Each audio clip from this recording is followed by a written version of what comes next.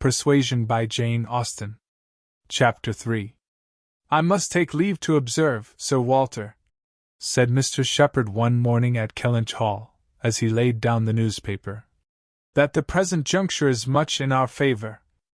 This peace will be turning all our rich naval officers ashore. They will be all wanting a home. Could not be a better time, Sir Walter, for having a choice of tenants, very responsible tenants. Many a noble fortune has been made during the war. If a rich admiral were to come in our way, Sir Walter, he would be a very lucky man, Shepherd, replied Sir Walter. That's all I have to remark. A prize indeed would Kellynch Hall be to him, rather the greatest prize of all, let him have taken ever so many before. Hey, Shepherd? Mr. Shepherd laughed, as he knew he must, at this wit, and then added, I presume to observe, Sir Walter, that, in the way of business, gentlemen of the Navy are well to deal with. I have had a little knowledge of their methods of doing business, and I am free to confess that they have very liberal notions, and are as likely to make desirable tenants as any set of people one should meet with. Therefore, Sir Walter, what I would take leave to suggest is, that if in consequence of any rumours getting abroad of your intention, which must be contemplated as a possible thing, because we know how difficult it is to keep the actions and designs of one part of the world from the notice and curiosity of the other, consequence has its tax. I, John Shepherd, might conceal any family matters that I chose, for nobody would think it worth their while to observe me, but Sir Walter Elliot has eyes upon him which it may be very difficult to elude, and therefore, thus much I venture upon, that it will not greatly surprise me if, with all our caution, some rumour of the truth should get abroad, in the supposition of which, as I was going to observe, since applications will unquestionably follow, I should think any from our wealthy naval commanders particularly worth attending to, and beg leave to add, that 2 hours will bring me over at any time, to save you the trouble of replying. Sir Walter only nodded. But soon afterwards, rising and pacing the room, he observed sarcastically, There are few among the gentlemen of the Navy, I imagine, who would not be surprised to find themselves in a house of this description. They would look around them, no doubt, and bless their good fortune, said Mrs. Clay, for Mrs. Clay was present. Her father had driven her over, nothing being of so much use to Mrs. Clay's health as a drive to Kellynch. But I quite agree with my father in thinking a sailor might be a very desirable tenant. I have known a good deal of the profession, and besides their liberality, they are so neat and careful in all their ways. These valuable pictures of yours, Sir Walter, if you chose to leave them, would be perfectly safe. Everything in and about the house would be taken such excellent care of. The gardens and shrubberies would be kept in almost as high order as they are now. You need not be afraid, Miss Elliot, of your own sweet flower gardens being neglected. As to all that, rejoined Sir Walter coolly, supposing I were induced to let my house, I have by no means made up my mind as to the privileges to be annexed to it.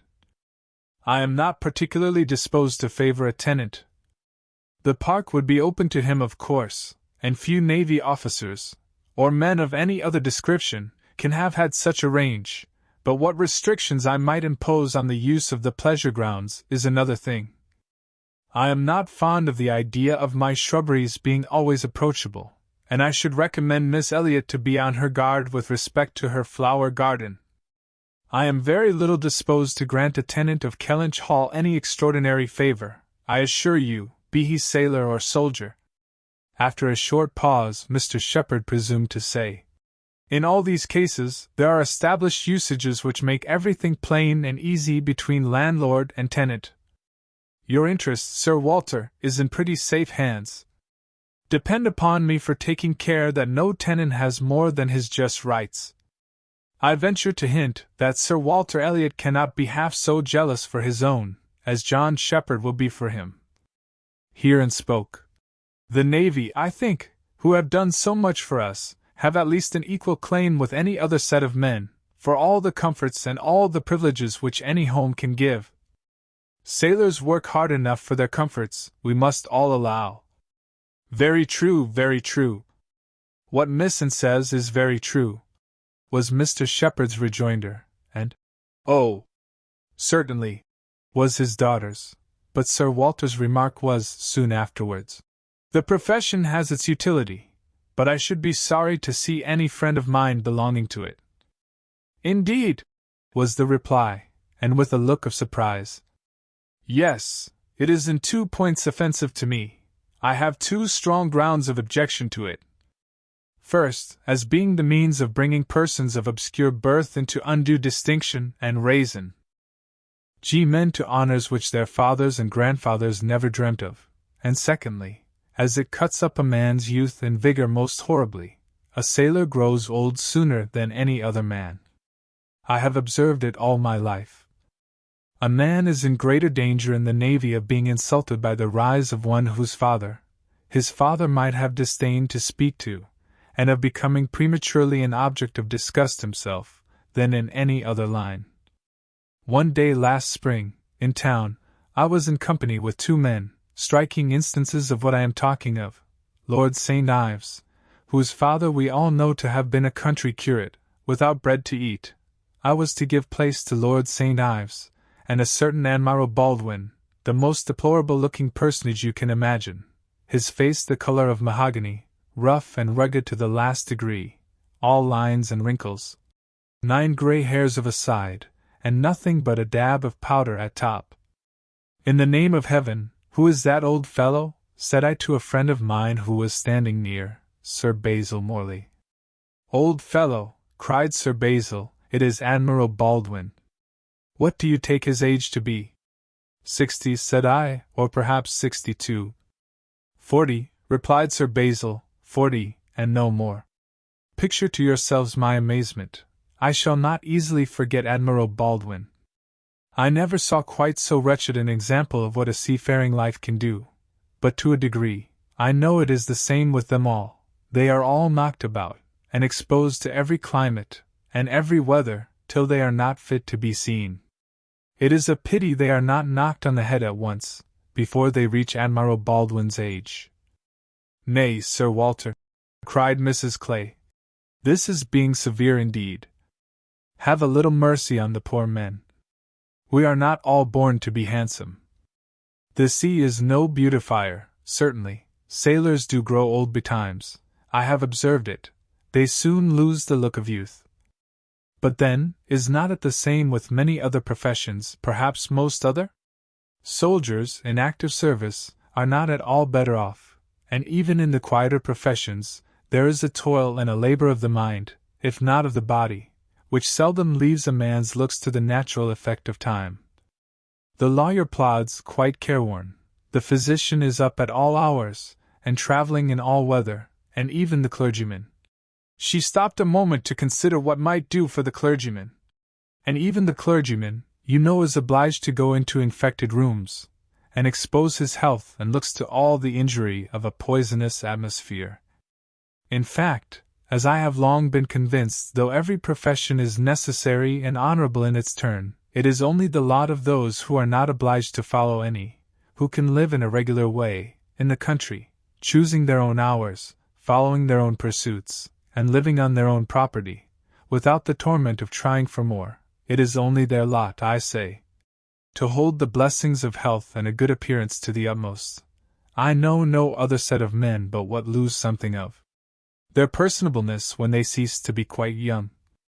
It seemed as if Mr. Shepherd, in this anxiety to bespeak Sir Walter's goodwill towards a naval officer as tenant, had been gifted with foresight, for the very first application for the house was from an Admiral Croft, with whom he shortly afterwards fell into company in attending the quarter sessions at Taunton, and indeed, he had received a hint of the Admiral from a London correspondent.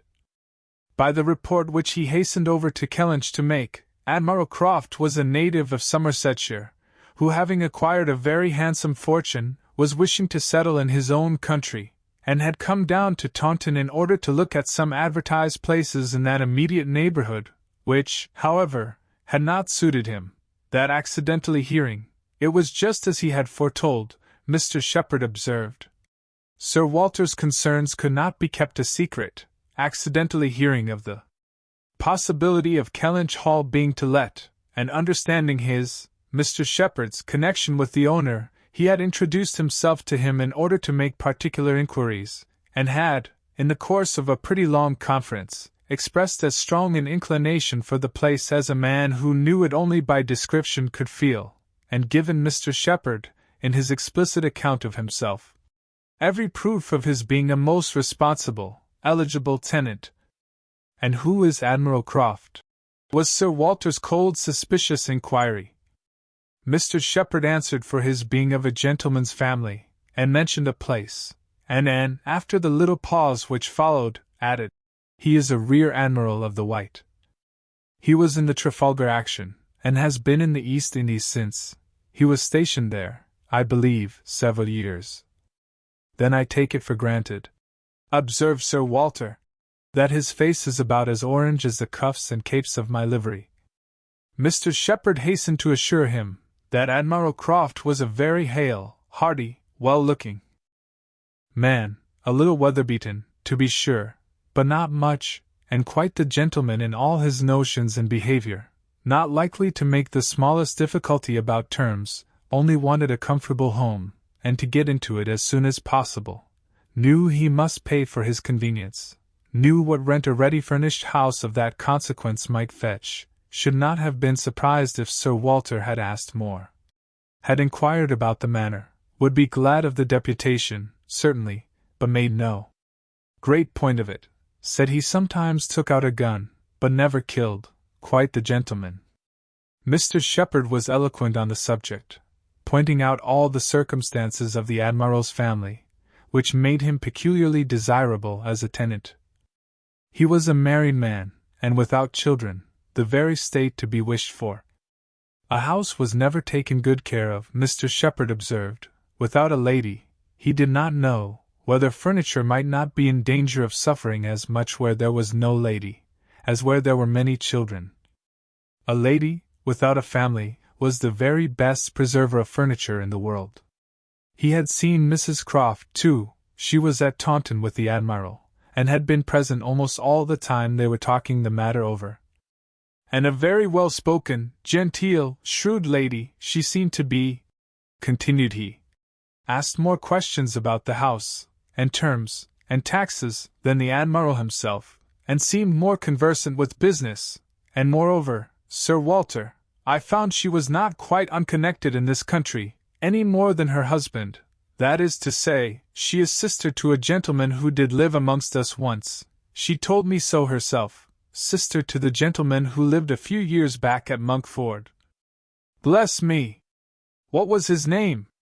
At this moment I cannot recollect his name, though I have heard it so lately. Penelope, my dear, can you help me to the name of the gentleman who lived at Monkford, Mrs. Croft's brother? But Mrs. Clay was talking so eagerly with Miss Elliot that she did not hear the appeal. I have no conception whom you can mean, Shepherd. I remember no gentleman resident at Monkford since the time of old Governor Trent. Bless me! How very odd! I shall forget my own name soon, I suppose. A name that I am so very well acquainted with, knew the gentleman so well by sight, seen him 100 times, came to consult me once, I remember, about a trespass of one of his neighbors, farmer's man breaking into his orchard, wall torn down, apples stolen, caught in the fact, and afterwards, contrary to my judgment, submitted to an amicable compromise. Very odd indeed! After waiting another moment. You mean Mr. Wentworth, I suppose? Said in. Mr. Shepherd was all gratitude. Wentworth was the very name! Mr. Wentworth was the very man. He had the curacy of Monkford, you know, Sir Walter, some time back, for 2 or 3 years. Came there about the year 5, I take it. You remember him, I am sure. Wentworth? Oh! Aye, Mr. Wentworth, the curate of Monkford. You misled me by the term gentleman. I thought you were speaking of some man of property. Mr. Wentworth was nobody, I remember, quite unconnected, nothing to do with the Strafford family.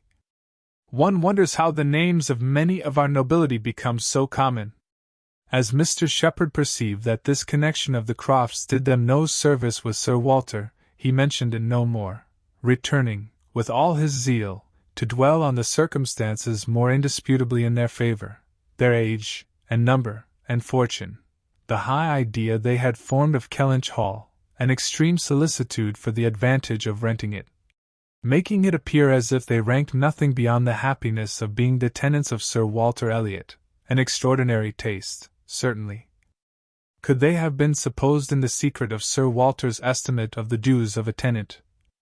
It succeeded, however, and though Sir Walter must ever look with an evil eye on anyone intending to inhabit that house, and think them infinitely too well off in being permitted to rent it on the highest terms, he was talked into allowing Mr. Shepherd to proceed in the treaty, and authorizing him to wait on Admiral Croft, who still remained at Taunton, and fix a day for the house being seen. Sir Walter was not very wise, but still he had experience enough of the world to feel that a more unobjectionable tenant, in all essentials, than Admiral Croft bid fair to be, could hardly offer. So far went his understanding, and his vanity supplied a little additional soothing in the Admiral's situation in life, which was just high enough, and not too high. "I have let my house to Admiral Croft," would sound extremely well, very much better than to any mere Mr. A Mr. Save, perhaps, some half-dozen in the nation, always needs a note of explanation. An admiral speaks his own consequence, and, at the same time, can never make a baronet look small.